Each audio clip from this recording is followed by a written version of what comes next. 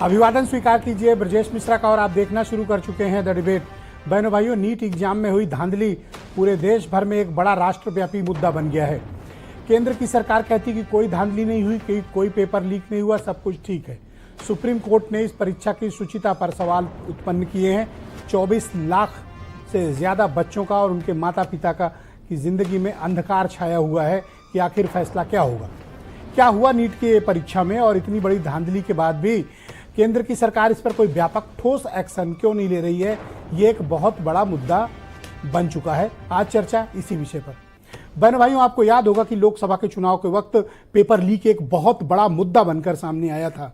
ये इतना बड़ा मुद्दा था कि भारतीय जनता पार्टी को कई राज्यों में करारी शिकस्त का सामना करना पड़ा, और उसमें से उत्तर प्रदेश ज्वलंत प्रमाण है और उदाहरण है कि एक भी परीक्षा शुचितापूर्ण तरीके से, एक भी परीक्षा पारदर्शी तरीके से, और एक भी एग्जामिनेशन बिना पेपर लीक के हो ही नहीं रहा। पता नहीं इन दिनों सिस्टम कैसा हो गया है कि पेपर लीक होना तो ऐसा लगता है अनिवार्य अर्हता हो गई है एग्जामिनेशंस की। और नीट एग्जाम के पेपर में जिस तरह के धांधली आई है, ये बड़ा हैरान करती है। और खुद सुप्रीम कोर्ट ने भी अपने ओरल ऑब्जर्वेशन में ये बात कही कि परीक्षा की शुचिता प्रभावित हुई है। कोर्ट ने इस बात को स्वीकारा है। वहां सीबीआई इन्वेस्टिगेशन के लिए याचिका पेंडिंग है। 8 जुलाई को उसकी सुनवाई लगी हुई है। बहनों भाइयों, नीट क्या है? इसके पहले all India pre medical test हुआ करते थे, और कई राज्य तो अपने भी टेस्ट कराते थे। आपको याद होगा AIPMT और CPMT राज्य अपना भी कराते थे अपने मेडिकल कॉलेजेस में। लेकिन तब हुआ कि एक देश एक परीक्षा, एक देश एक परीक्षा, और उसके बाद CBSE ने कुछ वक्त कराया एग्जामिनेशन, और फिर बनी NTA, नेशनल टेस्टिंग एजेंसी। ये माना जा रहा था कि ये बहुत शानदार काम करेंगे, अच्छा करेंगे, पर क्या किया है वो सामने है। पेपर लीक हो गए। गुजरात के गोधरा में तो एक सेंटर पर ब्लैंक चेक मिले थे, 16-17 मामले रफा दफा कर दिए। बिहार में जो बच्चे पकड़े गए, उनमें जो इस धांधली में उन्होंने स्वीकारा कि पेपर पहले मिल गया था, बच्चों को आंसर रटाए जा रहे थे, एविडेंस सामने है। लेकिन केंद्र की सरकार का कहना है कि ना, कोई धांधली नहीं हुई, कोई पेपर लीक नहीं हुआ। एक सेंटर से 15 से अधिक बच्चों का सिलेक्ट होना सवाल के घेरे में है। सबके सरनेम बदले हुए। 67 बच्चों को एक साथ topper, 720 full mark, 100 out of 100। क्या वाकई में कोचिंग माफिया ने नीट एग्जाम को कैप्चर कर लिया है?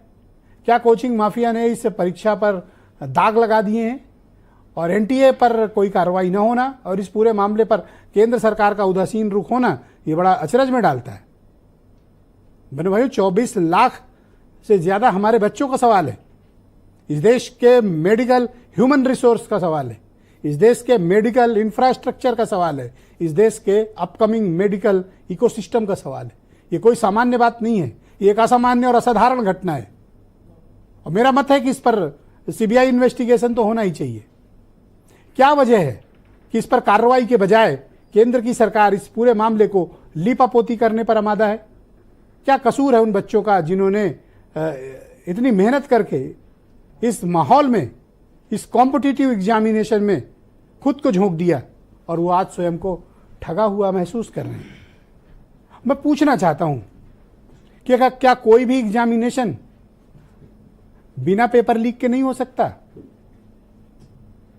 NTA जैसी संस्था जब बनाई गई, इनकी अकाउंटेबिलिटी निर्धारित क्यों नहीं की जा रही है? और क्या कारण है कि इनके खिलाफ अब तक कार्रवाई भी नहीं हो रही है? कोई एक इंडिपेंडेंट इन्वेस्टिगेशन भी नहीं हो रहा है? तब जब एविडेंस सामने है, प्रमाण के तौर पर है, हजारों बच्चे धरना दे रहे हैं। और बहनों भाइयों, जब ये एक देश एक परीक्षा की बात हुई थी, कई राज्यों ने इसका प्रबल विरोध किया था, क्योंकि इसमें ना रीजनलिज्म है और ना इसमें कोई पारदर्शी प्रक्रिया। तो प्रश्न उठना तो लाजमी है। और मैं फिर कह रहा हूं कि निश्चित तौर पर इसके पीछे कोई ना कोई बड़ा कोचिंग माफिया होगा, जिसकी वजह से ये सब हो रहा है। अब जब मामला सुप्रीम कोर्ट में है, भले ही बच्चों को तत्कालिक कोई रिलीफ न मिली हुई हो, अब भारत की सरकार कहती है कि साहब ग्रेस मार्क हटा लेंगे। दिए क्यों थे और हटा क्यों रहे? यही कुछ बातें हैं जो संदेह उत्पन्न करती हैं। गुजरात की पुलिस प्रमाण के साथ, बिहार की पुलिस प्रमाण के साथ, हजारों बच्चे धरने पर हैं, एविडेंस सामने है, सर्कमस्टेंशियल एविडेंस और फिजिकल एविडेंस भी सामने है। क्या किसी को दिखता नहीं है? और बहनों भाइयों, इसी पेपर लीक ने इस देश का राजनीतिक भूगोल बदल दिया है। लेकिन उसके बाद भी कुछ लोग इसे समझना नहीं चाहते। बच्चों के भविष्य से मत खेलिए, जितनी जी चाहे राजनीति करिए, चुनाव लड़िए, लेकिन ये बच्चे हमारा भविष्य हैं, इस देश के मेडिकल ह्यूमन रिसोर्स का बहुत बड़ा आधार।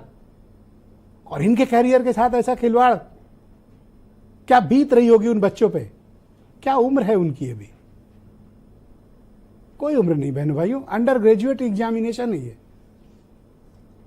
क्या उनके मन में चल रहा होगा